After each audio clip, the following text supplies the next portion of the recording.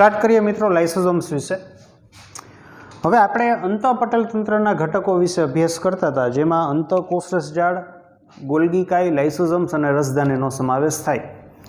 तो आपणे रचनानी दृष्टिए कई रीते सिमिलर छे आ बधाई, तो एना विषे जोयुं के कोषरस पटलमांथी ज ज्यारे नवा कोषनुं निर्माण थतुं होय त्यारे कोषरस पटलमांथी ज कोषरस अंदरनी बाजुए फैलाईने अंतःकोषरस जाळ अने गोल्गी काईनुं निर्माण करे छे।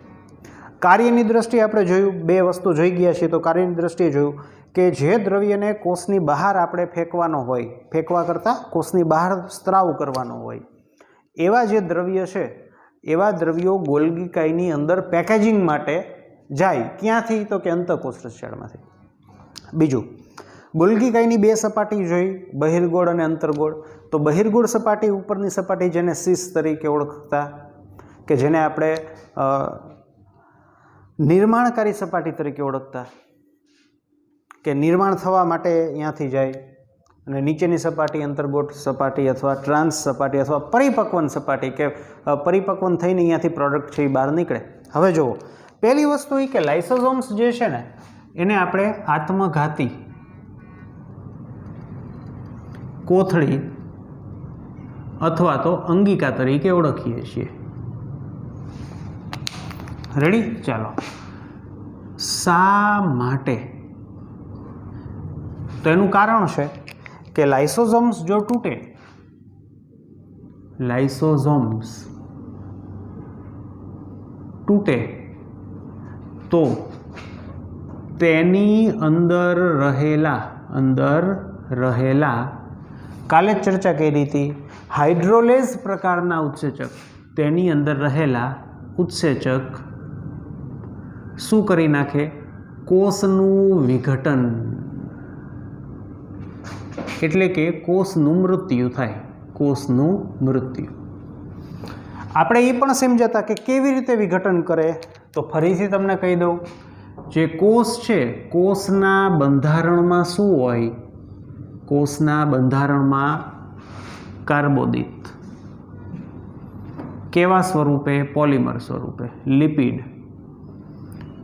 प्रोटीन एंड न्यूक्लिक एसिड एटले के डीएनए अने आरएनए। तो कार्बोदित केवा स्वरूपे छे? पॉलिमर स्वरूपे होय, के आ एक ग्लूकोज, बीजो ग्लूकोज, त्रीजो ग्लूकोज, ए रीते आ ग्लूकोजना अणुओ आ बधा बंध छे, बंध द्वारा जोड़ायेला होय। अथवा हूँ सादी रीते जो रिप्रेजेंट करूँ तो आवी रीते थई शके।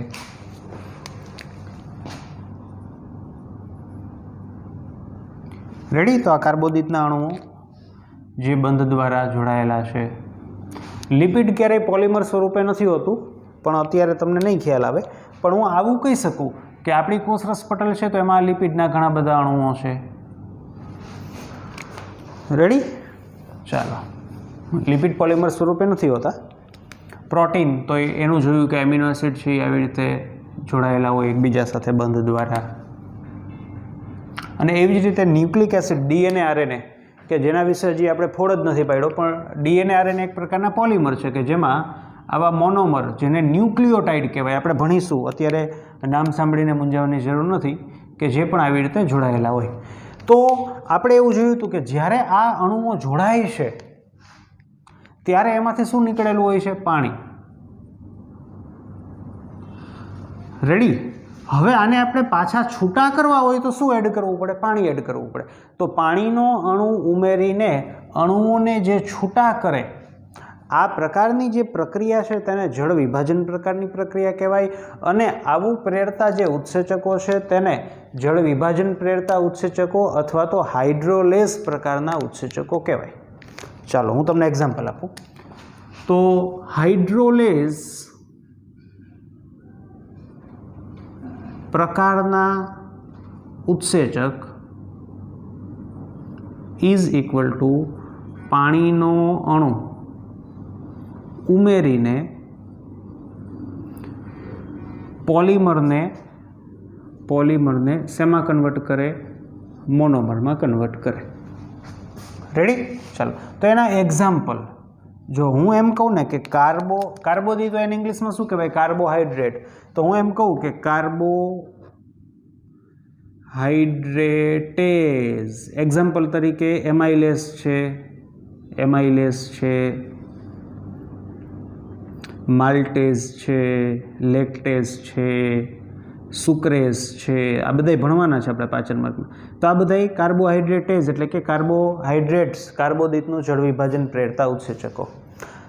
હાઇડ્રોલાઇઝેસ પ્રકારના બીજા એક્ઝામ્પલ આપું તો પ્રોટીઓલેઝ અથવા પ્રોટીઓલાઇટિક એન્ઝાઇમ્સ ઉત્સેચકો, તમે જેને રેનિન સમજો છો, પેપ્સિન, ટ્રિપ્સિનોજન, કાઇમોટ્રિપ્સિનોજન, પ્રોકાર્બોક્સીપેપ્ટિડેઝ, આપણે બધું ભણવાનું. લાઇપેઝ હાઇડ્રોલેઝનો એક પ્રકાર, અન્ય પ્રકાર લાઇપેઝ. તો લાઇપેઝ કોને તોડે? લિપિડને તોડે.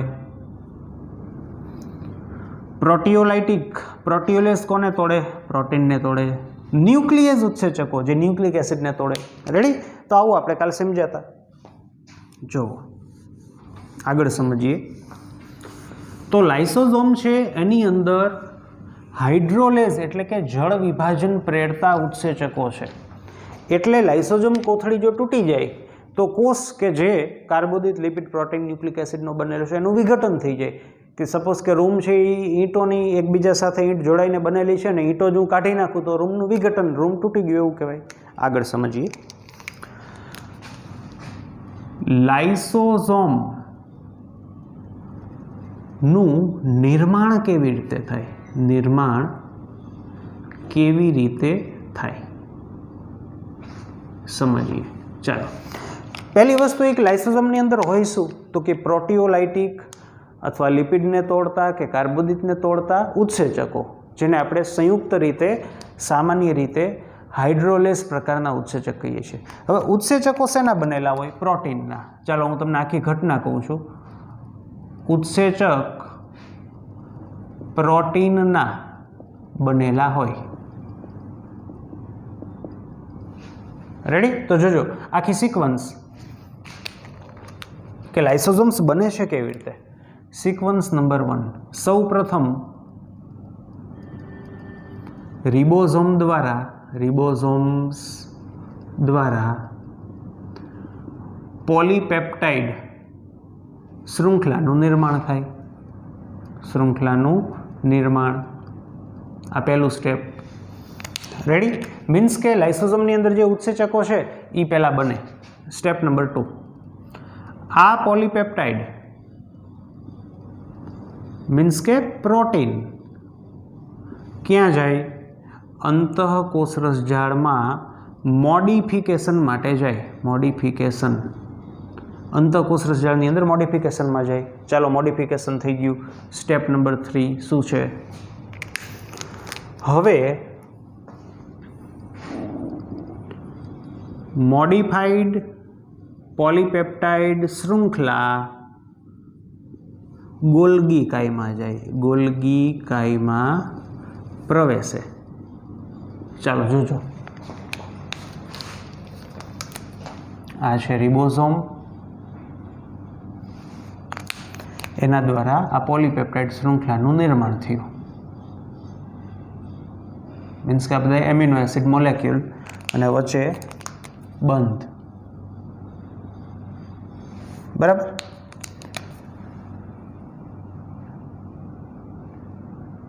તો આ બધી પોલીપેપ્ટાઇડ શૃંખલા હવે આ ક્યાં જશે? અંતઃકોષરસ ઝાડની અંદર જશે. જો આ અંતઃકોષરસ ઝાડ,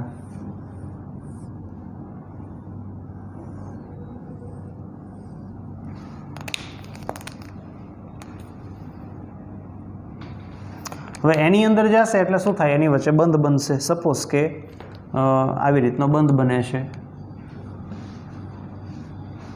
એક શૃંખલા બીજી શૃંખલા એની વચ્ચે બંધ બની ગયો. હવે શું થાય તો કે હવે અહીંથી આ વસ્તુ બહાર નીકળશે અને ક્યાં જાય? ગોલ્ગી કાયમાં. તો આ છે ગોલ્ગી કાયની સિસ્ટરની. જોજો,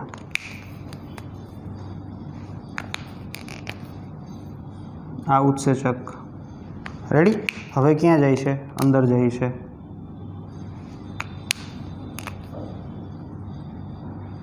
બરાબર? હવે શું થાય? જે રીતે આપણે ભણ્યા કે ઇન્સ્યુલિન કે કોઈ પણ પ્રોટીન છે એ આની અંદર જઈને ધીમે ધીમે અહીંયા શું થાય? પુટિકાઓનું નિર્માણ. રેડી? ધીમે ધીમે આ પુટિકા મોટી બનતી જાય એન્ડ ફાઇનલી આ પુટિકા અહીંથી અલગ થઈ ગઈ અને આ પુટિકા છે એની અંદર શું વયું જાય? આ ઉત્સેચકો. રેડી? તો જુઓ ઘટના આવી બને. ચાલો અહીંયા આ રાખીએ સ્ટેપ કે આવી રીતની આ પુટિકા છે એની અંદર આ વસ્તુ એડ થઈ એન્ડ ફાઇનલી આ ગોલ્ગી કાઈ આ પુટિકા જે હતી તે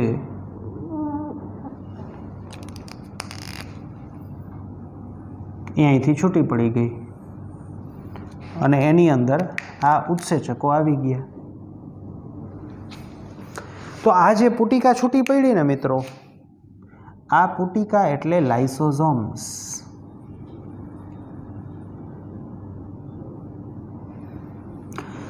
જો આ પુટિકામાં ઇન્સ્યુલિન ભરેલું હોત તો હું એને લાઇસોઝોમ્સ ન કહેત, પણ આ પુટિકામાં કાર્બોદિત, લિપિડ, પ્રોટીન અને ન્યુક્લિક એસિડનું પાચન કરતા એટલે કે એના પોલિમરનું વિઘટન કરતા હાઇડ્રોલેસ પ્રકારના ઉત્સેચક ભરેલા છે એટલે આને લાઇસોઝોમ્સ કહેવાય. તો આપણે જોયું કે લાઇસોઝોમ્સ છે એનું નિર્માણ કેવી રીતે થાય. ચાલો હવે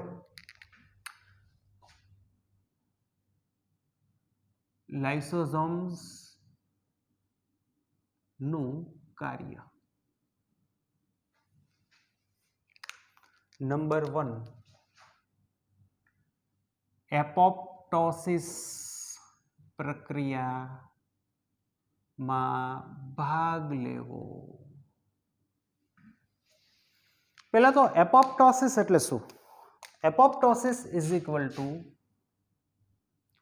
કુદરતી રીતે કોષનું મૃત્યુ થવાની ઘટના. આ જે કોઈ પણ કોષ છે તે આપણે કેમ દરેક સજીવ છે એ ચોક્કસ સમયે મૃત્યુ પામે, એવી જ બાબત કોષની અંદર પણ હોય કે કોઈ કોષ છે એ ચોક્કસ સમય સુધી જીવંત રહે, પછી કોષનું મૃત્યુ થાય કુદરતી રીતે અને પછી એના સ્થાને નવા કોષો આવે. ચાલો હવે એપોપ્ટોસિસ પ્રક્રિયા એ એક કોમ્પ્લિકેટેડ જૈવ રાસાયણિક પ્રક્રિયા છે, પણ હું તમને સાદી રીતે સમજાવું કે સપોઝ કે આ એક કોષ છે, એમાં એપોપ્ટોસિસ પ્રક્રિયા સ્ટાર્ટ થઈ એટલે સપોઝ કે એક રસાયણ છે એ સક્રિય થયું, તો આ રસાયણ છે ને એ અન્ય રસાયણને સક્રિય કરે, આ રસાયણ બીજા કોઈ રસાયણને સક્રિય કરે, આ રસાયણ બીજાને સક્રિય કરે, આ રસાયણ બીજાને કરે, એન્ડ ફાઇનલી શું થાય ખબર છે કે કોઈ ચોક્કસ આ રસાયણ આ જે લાઇસોઝોમ છે ને લાઇસોઝોમ એને સક્રિય કરે અને લાઇસોઝોમ છે એ તૂટે. લાઇસોઝોમ તૂટે અને કોષનું મૃત્યુ. તો પહેલું કાર્ય મેં કીધું કે એપોપ્ટોસિસ પ્રક્રિયાની અંદર ભાગ લે એટલે કે કુદરતી રીતે મનુષ્યની અંદર કોષો મૃત્યુ પામે તો એની અંદર ફાઇનલી જેને કહેવાય કે લાઇસોઝોમ્સ છે એ આવી રીતે કાર્ય કરતું હોય. નંબર 2,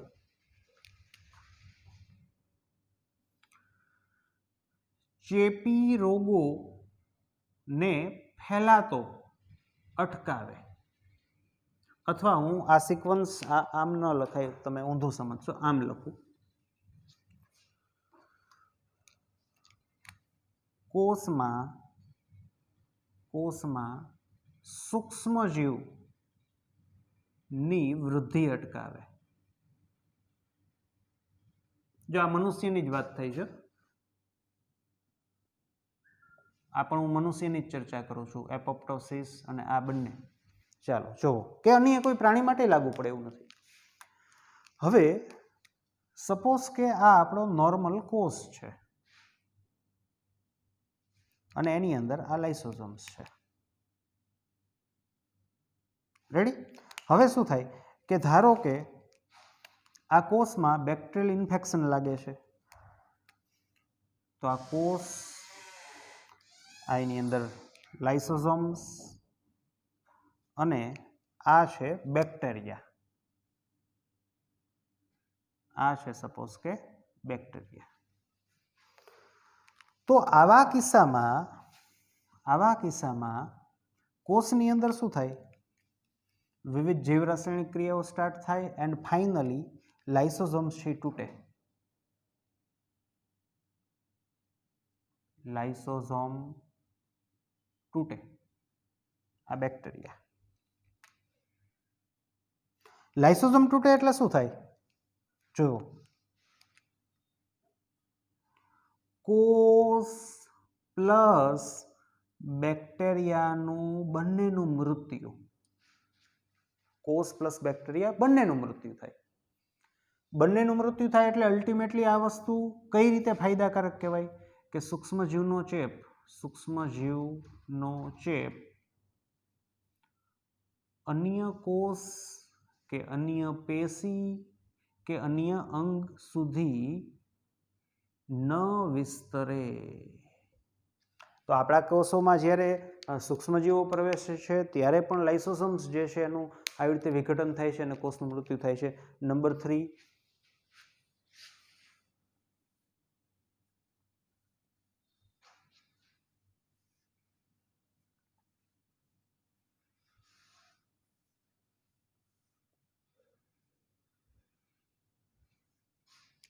ત્રીજું કાર્ય તમને મિત્રો યાદ જ હશે કે આપણા રુધિરની અંદર ભક્ષક કોષ હોય. ત્રીજું કાર્ય આપણા રુધિરમાં ભક્ષક કોષ હોય. તો જુઓ ત્રીજું કાર્ય કેવી રીતનું છે. ભક્ષક કોષ એક પ્રકારના WBC સૂક્ષ્મજીવને મારી નાખવા માટે લાઇસોઝોમ્સ નો ઉપયોગ કરે. કેવી રીતે? જુઓ, સપોઝ કે આ ભક્ષક કોષ છે, મેક્રોફેજ આપણે જેને ઓળખીએ, મેક્રોફેજ અથવા ભક્ષક કોષ, અને આ છે સૂક્ષ્મજીવ બેક્ટેરિયા, અને આ છે ધારો કે લાઇસોઝોમ્સ.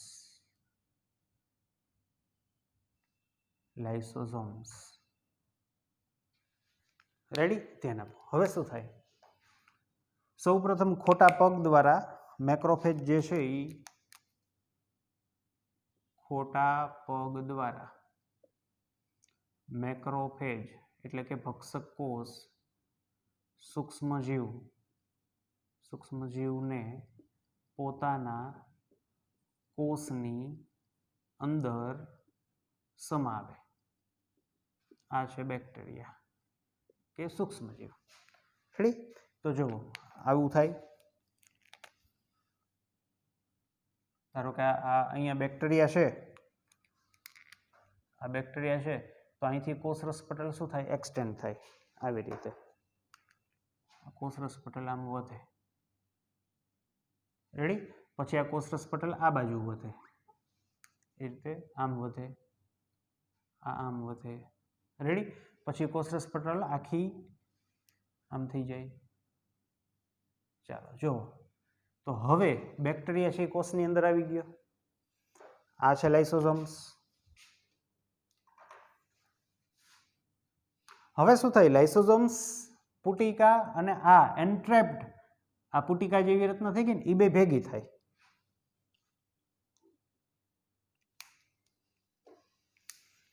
એટલે આગળના સ્ટેપમાં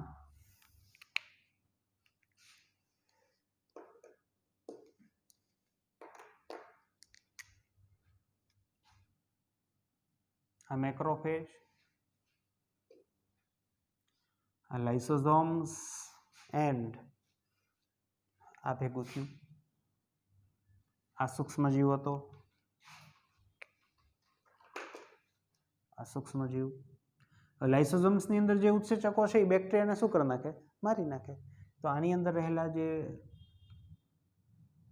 ઉત્સેચક છે, બેક્ટેરિયાની કોષ દિવાલ, કોષરસ પટલ બધું લિપિડ, પ્રોટીન, કાર્બોદિતનું જ બનેલું હોય. એનું મૃત્યુ એટલે ફાઇનલી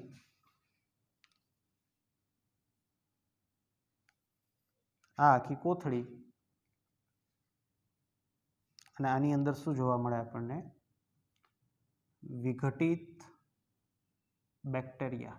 તો લાઇસોઝોમ દ્વારા બેક્ટેરિયાનું મૃત્યુ. હવે આ જે આખી રચના છે ને એ આની નજીક ખસે. ક્યાં ખસે? આવી રીતે. જુઓ, આ કોથળી નજીક આવી ગઈ, પછી તૂટે અને દ્રવ્ય છે એ બહાર નીકળે. વિઘટિત બેક્ટેરિયા ના દ્રવ્ય બહાર ધકેલાય. બહાર એટલે ક્યાં ધકેલાય? મનુષ્યની ચર્ચા કરીએ છીએ તો રુધિરમાં. રુધિરમાંથી ક્યાં જાય? ભણીશું ન ખ્યાલ હોય તો બરોડમાં. બરોડમાંથી ક્યાં જાય? યકૃતમાં. યકૃતમાંથી ક્યાં જાય? પિત્તરસમાં, અથવા તો પાછા રુધિરમાં જાય. યકૃતમાંથી જે પણ વિઘટિત દ્રવ્ય છે એ હાવ ઝીણા થઈ જાય અને કાં પિત્તરસમાં જાય કાં રુધિરમાં જાય. પિત્તરસમાં જાય તો ત્યાંથી ક્યાં થાય? જાય આંત્રમાર્ગમાં ઠલવાય અને મળ દ્વારા બહાર નીકળી જાય. અને જો રુધિરમાં જાય તો મૂત્રપિંડ દ્વારા ગળાય એન્ડ મૂત્ર દ્વારા બહાર નીકળી જાય. આ એની આખી મિકેનિઝમ. ત્રીજું કાર્ય.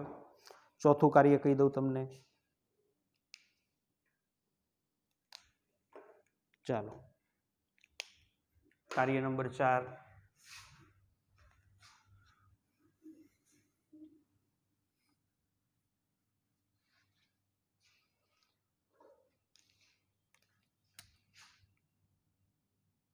અમુક નીચલી કક્ષાના સજીવ, એક્ઝામ્પલ તરીકે અમીબા કે અન્ય પ્રજીવ ખોરાકના પાચનમાં લાઇસોઝોમ્સનો ઉપયોગ કરે. બહુ સિમ્પલ રીતે સમજાવું. જો આના જેવું જ થાય કે આ અમીબા છે, એનો આકાર આવો જોઈએ. પછી આ છે ખોરાકનો કણ, આ છે લાઇસોઝોમ્સ. હવે ખોટા પગ દ્વારા ખોરાકનો કણ અંદર વયો જાય એટલે ઘટના આવી બને કે આ અમીબા આની જેમ જ અંદર જાય એટલે આવી જ રચના થાય કે અંદર ધાની બની જાય. આ છે ખોરાકનો કણ, આ છે ખોરાક, આ છે લાઇસોઝોમ્સ. હવે બહુ સિમ્પલ, આ બે ભેગા થઈ જાય, આ લાઇસોઝોમ્સ. બરાબર. લાઇસોઝોમ્સના ઉત્સેચકો, ખોરાકનું પાચન. આ શું થયું? આમાં ખોરાકના કણનું પાચન. સપોઝ કે સ્ટાર્ચ હતો તો સ્ટાર્ચનું પાચન થઈને ગ્લુકોઝમાં કન્વર્ટ થાય. પછી શું થાય? અહીંથી પાચિત ઘટકો બહાર નીકળે. પાચિત ઘટક કોષમાં, અને જે અંદર બિન પાચિત કે ઉત્સર્ગ દ્રવ્ય એમને જે વૈધું હોય એનું શું થાય? આની જેમ જ કે આજે આ પુટિકા છે અહીંયા આવે ને અહીંથી આ તૂટી જાય અને દ્રવ્ય બહાર નીકળે. અપાચિત, જેનું પાચન ન થઈ શકે તેવા કે ભેગા અન્ય પણ દ્રવ્ય આવ્યા હોય એ બહાર નીકળી જાય. રેડી? આવી રીતની વાત છે. અને બીજું એ કે ઘણા લોકો આવા ક્વેશ્ચન પૂછે કે આજે લાઇસોઝોમ્સની અંદર એવા ઉત્સેચક છે કે જે લિપિડ, પ્રોટીન, કાર્બોદિત, ન્યુક્લિક એસિડને તોડી નાખે. પણ લાઇસોઝોમ્સ છે એની જે આ દિવાલ છે એ શેની બનેલી છે? જોજો, હું તમને ક્વેશ્ચન પૂછું છું, તમે જુઓ.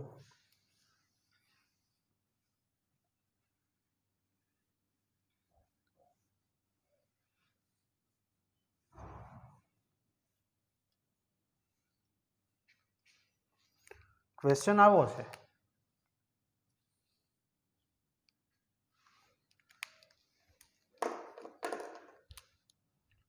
કે લાઇસોઝોમ્સ લિપિડ, પ્રોટીન, કાર્બોદિત, ન્યુક્લિક એસિડનું પાચન કરતા ઉત્સેચક ધરાવે છે. ઓકે, આગળ. લાઇસોઝોમ્સ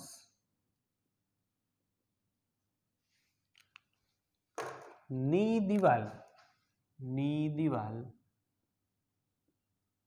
એટલે એ કોષરસ પટલ એટલે લિપિડ અને પ્રોટીનની બનેલી છે. પ્રોટીનની બનેલી છે. તો લાઇસોઝોમ ની અંદર રહેલ આવા ઉત્સેચક તેની દિવાલને તાત્કાલિક તોડી ન શકે? આ મારો ક્વેશ્ચન. શોધો આનો આન્સર. આનો આન્સર એક આન્સર તો આપણને ટેક્સ્ટબુકમાં જ છે. તમે એક લીટી વાંચશો જે હું આખા લેક્ચરમાં નથી બોલ્યો, એક લીટી તો એ જોવો સમજાય છે કે નથી સમજાતું. બાકી નેક્સ્ટ લેક્ચરની અંદર હું તમને જણાવીશ. મળીએ તો મિત્રો ફરીથી નેક્સ્ટ લેક્ચરમાં.